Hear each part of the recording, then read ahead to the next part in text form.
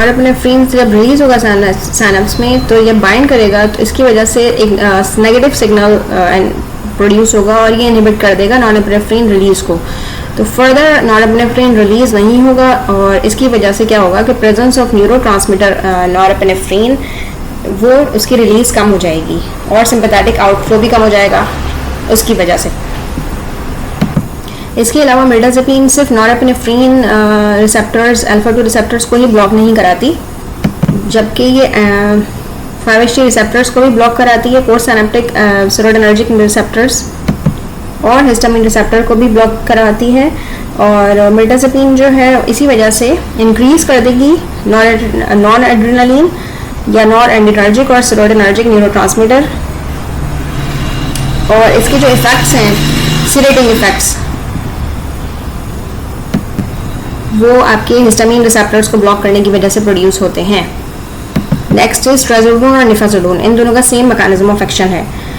इनका therapeutic effect जो है इनहिबिट करता है रीअपटेक ऑफ सेरोटोनिन और पोस्ट साइनेप्टिक सेरोटोनिन रिसेप्टर्स दोनों को ब्लॉक कराते हैं। ठीक है, सर्ड और पोस्ट साइनेप्टिक रिसेप्टर्स दोनों ब्लॉक होते हैं और at the level of 2A। ठीक है, 5-HT2A सिलेक्टिवली 5-HT2A ब्लॉक होता है यहाँ पे। हिस्टामिन रिसेप्टर्स भी ब्लॉक होते हैं, अल्फा 1 रिसेप्टर भी ब्लॉक होते हैं।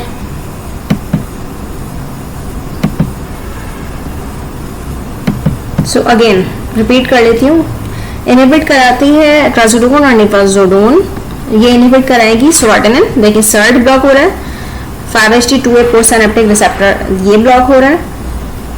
अच्छा, 5-HT2A रिसेप्टर्स पोस्ट सिनेप्टिक जो हैं they are thought to be consider a bad serotonin receptor.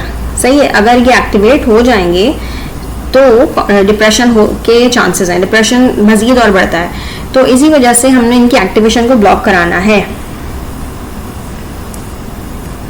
और एडिशनली एंटागोनाइज करते हैं या ब्लॉक करते हैं H1 रिसेप्टर को और अल्फा 1 रिसेप्टर को, जिसकी वजह से सेडेटिव इफेक्ट आ सकते हैं। मतलब हिस्टामिन है तो सेडेटिव इफेक्ट है, अगर अल्फा 1 रिसेप्टर है तो हाइपरटेंसिव इफेक्ट्स या फिर हाइपोटेंसिव ऑर्थोस्टैटिक हाइपोटेंशन ये हो सकती है।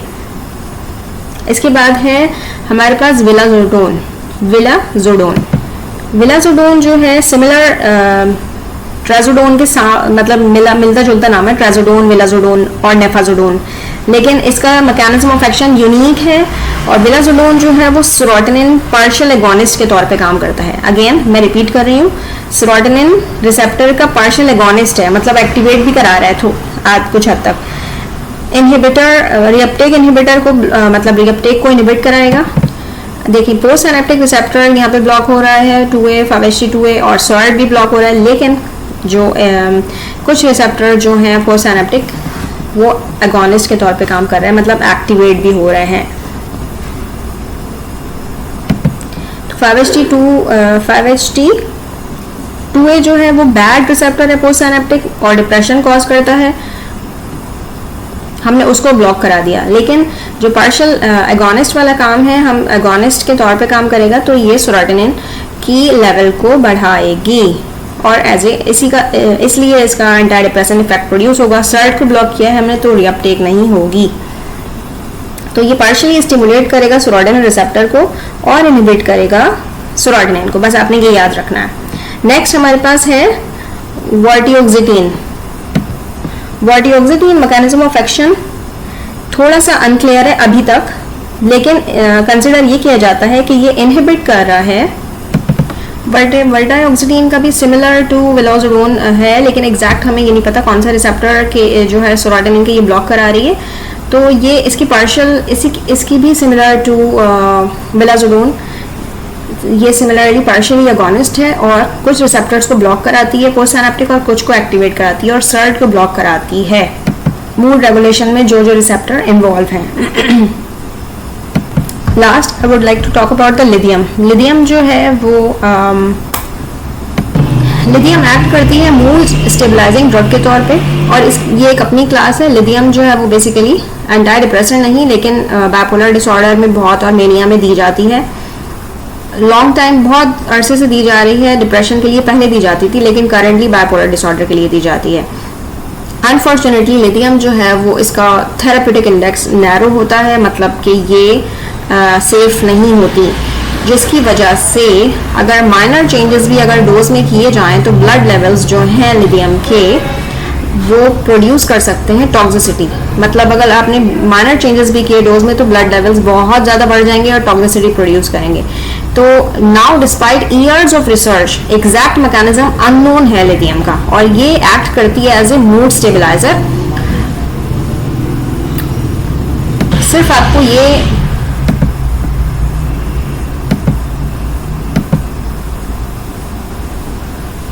फिलहाल के लिए आपने ये याद रखना मैकेनिज्म, ये इनहिबिट करती है recycling of neuronal membrane of inositol lipids.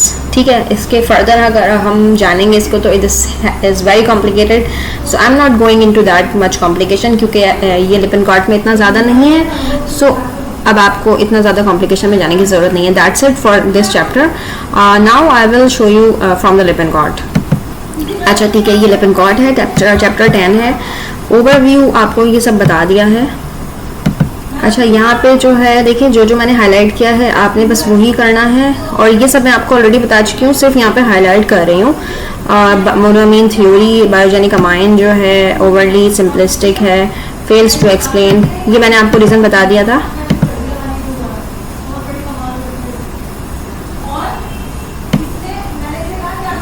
जिसकी वजह से जो है इमीडिएट एक्शन नहीं आता। आपको जो है लिपिड राफ्ट की मैंने रीज़न बताया था। ठीक है, ये एक रीज़न था।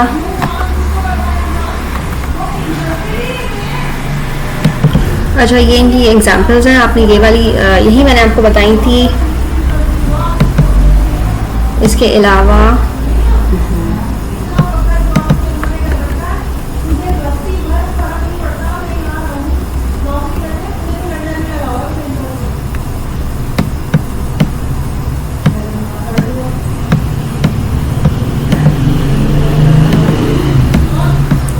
तो SSRI जो है ये ऑलरेडी बताया था मैंने कि इसकी लिटिल ब्लॉकिंग एक्टिविटी है।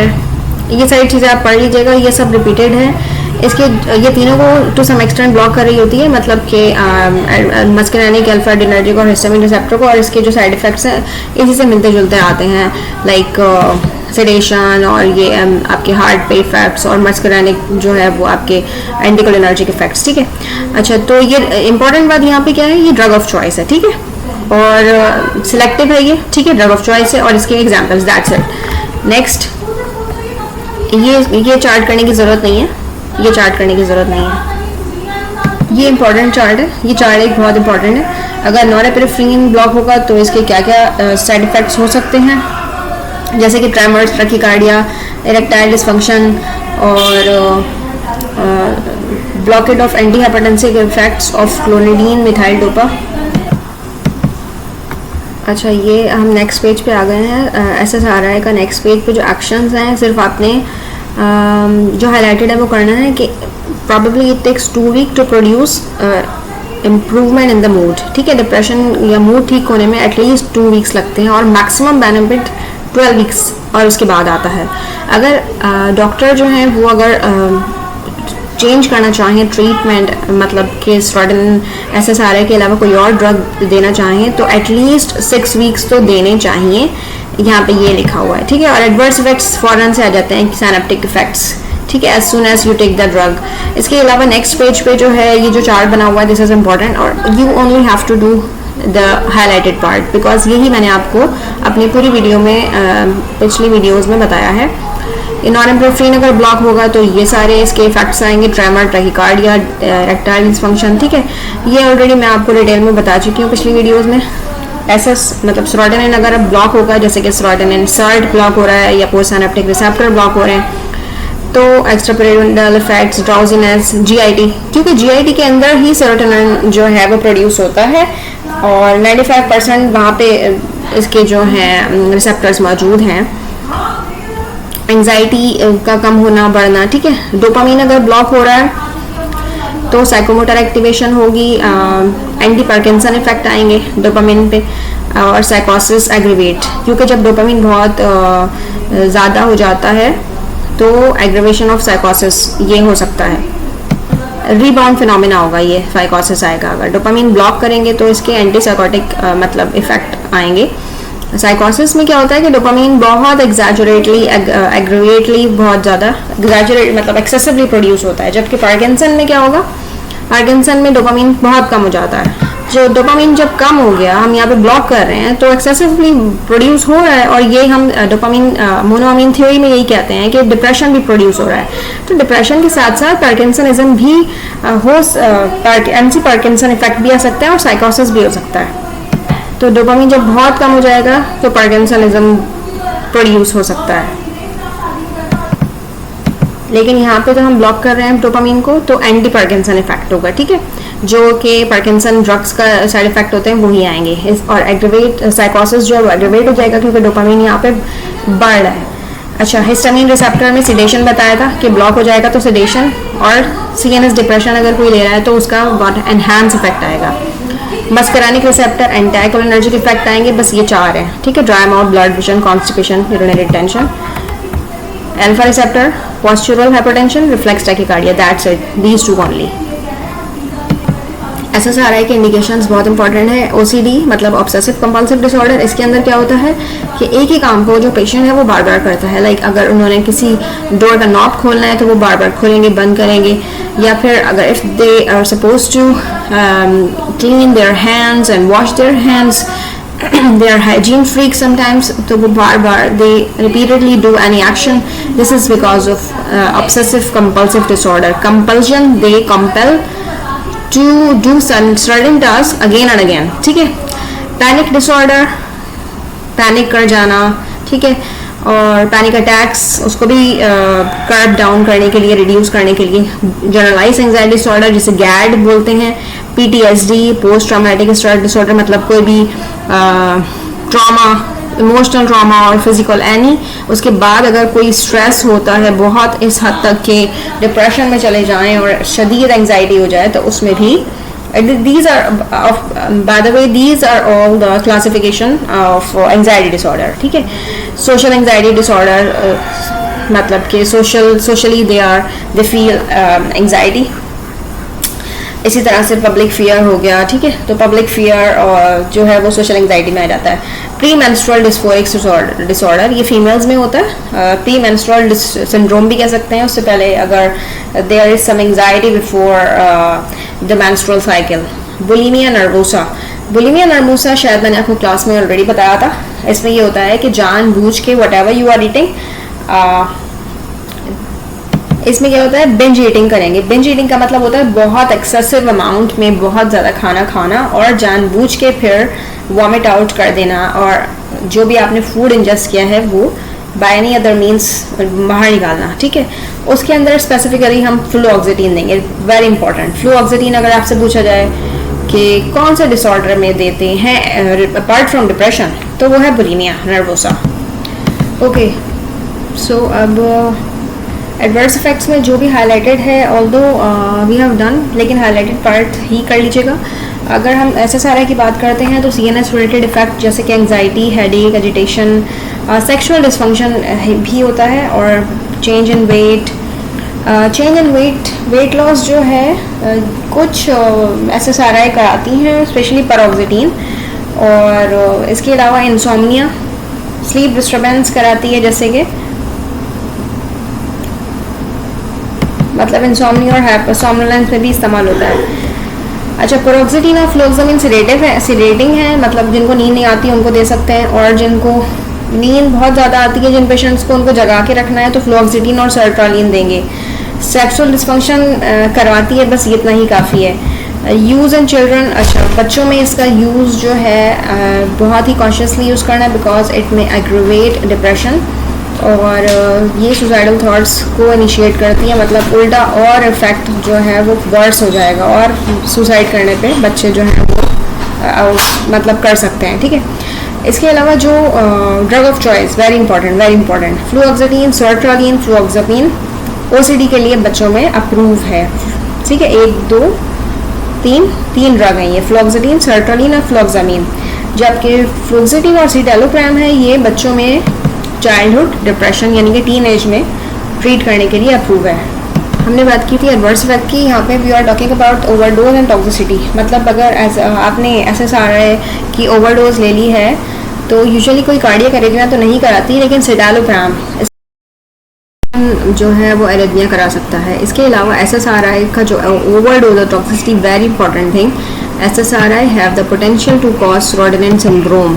ठीक है, ये आपने, और सेरोटोनिन सिंड्रोम क्यों होता है? वो इस वजह से होता है, अगर आप SSRI को किसी भी दूसरी एंटी डिप्रेसेंट के साथ यूज़ करेंगे या मोनोअमीन ऑक्सीडेज इनहिबिटर के साथ यूज़ करेंगे या हाईली सेरोटोनर्जिक ड्रग जिसके सेरोटोनिन को रिसेप्टर सर्ट को ब्लॉक कराती है या प्री सिनेप्टिक रिसेप्टर को ब्लॉक करा रही है, जिसके सेरोटोनिन बहुत ज़्यादा आपके सिनेप्स के अंदर इंक्रीज हो रहा है, तो सेरोटोनिन सिंड्रोम होने के चांसेस हैं। तो ये पूछा जा सकता है आपसे, इसके सिम्टम्स क्या होते हैं? Hyperthermia, muscle rigidity. हाइपरथर्मिया क्या होता है? बहुत ज़्यादा आपका टेम्परेचर बढ़ जाना। ठीक है, myoclonus, these are the seizure, clonic muscle twitching. ठीक है, और मेंटल स्टेटस, वाइटल साइन, ये सब जो हैं ऑल्टर हो जाते हैं। जितनी भी एंटी डिप्रेसेंट हैं वो बच्चों में तो बिल्कुल भी, और यंग एडल्ट जैसे कि teen age, adolescent, specially children में इस्तेमाल नहीं कर सकते, और इसलिए ब्लैक वार्निंग बॉक्स दिया जाता है। तमाम SSRI और इसके अलावा जितनी भी एंटी डिप्रेसेंट हैं बहुत ही कॉशियसली यूज़ की जाती हैं, और जो कि अप्रूव हैं, जैसे कि आपसे बात की थी हमने फ्लोक्सिटिन और सिटालोप्राम, वो चाइल्डहुड डिप्रेशन में, और वो भी बहुत ही माइन्यूट डोजेस में यूज़ कर सकते हैं। This is approve. अगर हम एब्रप्टली विड्रॉल करेंगे, स्पेशली वो SSRI जिसकी शॉर्टर हाफ लाइफ है, तो उसमें डिसकंटिन्यूएशन या एब्रप्ट विड्रॉल के कुछ सिम्टम्स आते हैं, जिसके अंदर वही तकरीबन सिम्टम्स हैं जो कि एडवर्स इफेक्ट्स होते हैं। इसके साइड इफ़ेक्ट हैं जैसे कि headache, malaise, agitation, flu like symptom, nervousness, ये सब नॉर्मली साइड इफ़ेक्ट्स ही होते हैं। और स्लीप पैटर्न, मतलब कि हाइपरसोम्नोलेंस या फिर इंसोम्निया वगैरह, तो ये 2 मंथ्स तक लास्ट रहते हैं। Drug interaction not important. ठीक है, और फार्माकोकाइनेटिक्स नॉट इम्पॉर्टेंट। SNRI, अच्छा ये चारों नाम है, सबसे पहले ये कर लीजिएगा, ठीक है, दैट 3 कर लीजिए, बहुत चौथा करने की ज़रूरत नहीं है।